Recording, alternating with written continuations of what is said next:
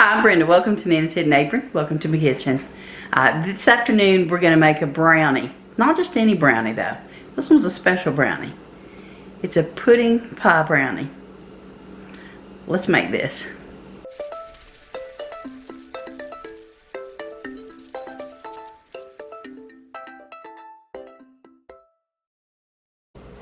This is a boxed brownie mix, and I'm going to add 1/3 cup of oil, cooking oil, whatever kind of oil you prefer to use. We're going to put 3 eggs in. It calls for 2, but we're going to put in 3. Well, it calls for 2 eggs for cake-like brownies, but we want it to be a little more rich than that. So we're going to put 3 in, and then we're going to put 3 tablespoons of just some cold tap water in it. But first,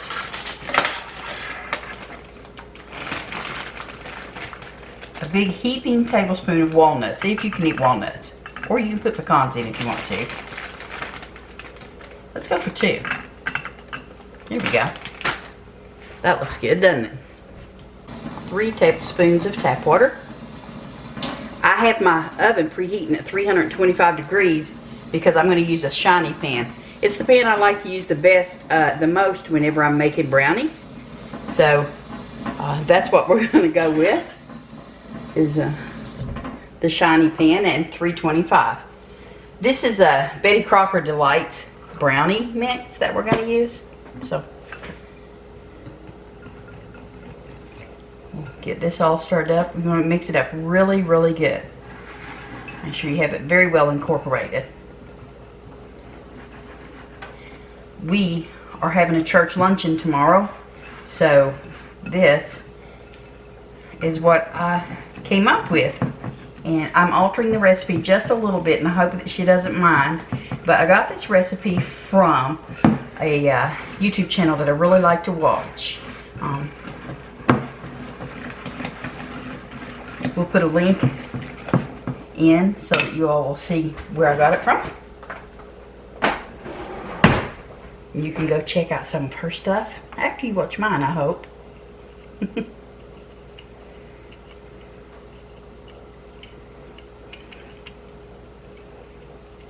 now, let's just set that over there and hope it don't fall out. You can use a mixer if you want to.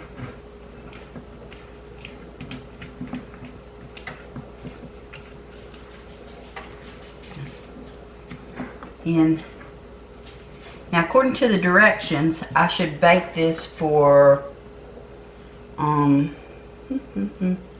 28 to 31 minutes. So I'm going to set my timer for 25 minutes. And while it's baking, there's a few other things that I'm going to do.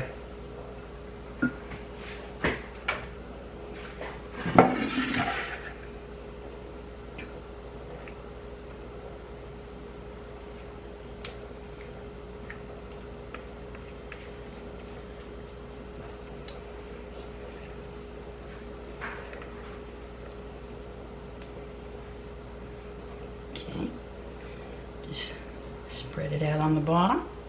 There we go. Now, in the oven for 25 minutes. And then I'll be back with you all. Okay. The brownie is done. I did forget to do something though. That syrup, you're supposed to put that in with the mix. And I had it laying over here and forgot to put it in. So I just put it on the top there instead. I think it's going to be fine. Now, I went ahead also and made some pudding, and this is just instant pudding that we're putting on here.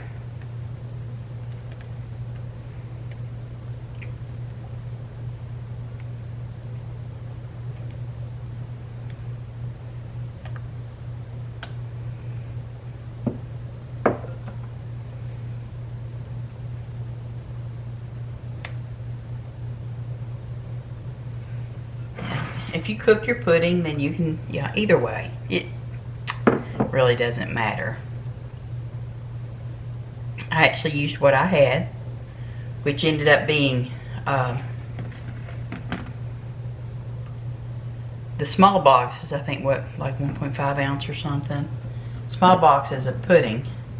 And I just mix both of them up together. I think it would be good if you put maybe some of the cheesecake flavored. I think that would be really nice. Okay. That's all we need for that. And then we're going to top this with some whipped topping. Now, again, you can make your own. I'm just doing it the easy route. We're just going to spread it across the top.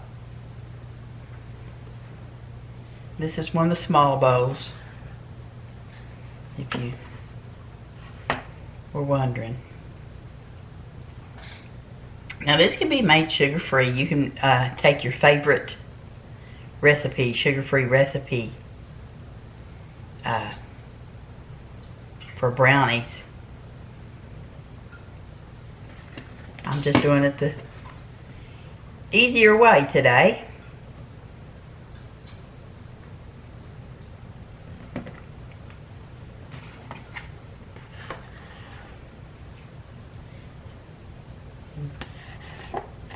Actually, the puddings that I used are sugar-free because that's what we keep here in the house.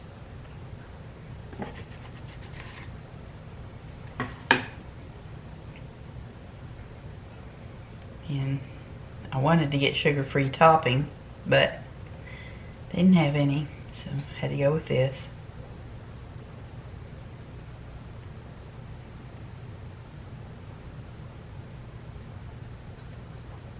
Then you can decorate the top however you want. You can decorate it with chocolate syrup. Just drizzle you some chocolate syrup across it. Caramel sauce. I'm going to use some chocolate chips.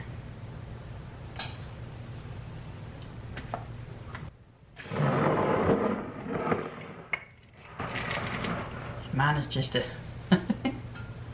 plethora of different kinds. So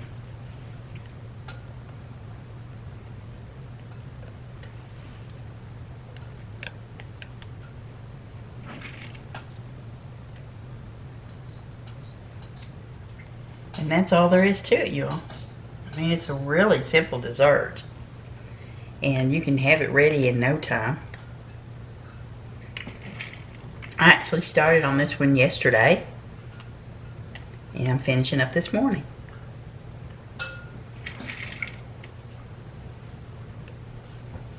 There we go.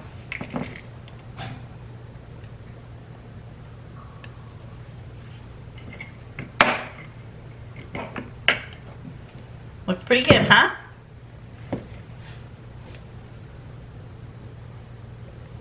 And there you have it. A brownie pudding pie. I'm definitely going to try it. If you all haven't subscribed yet, I hope you will. Click the subscription button and then the notification bell so you know each time I put new content on. Click the thumbs up for the like. Let YouTube know you like what I'm doing. And thank you all so much for subscribing.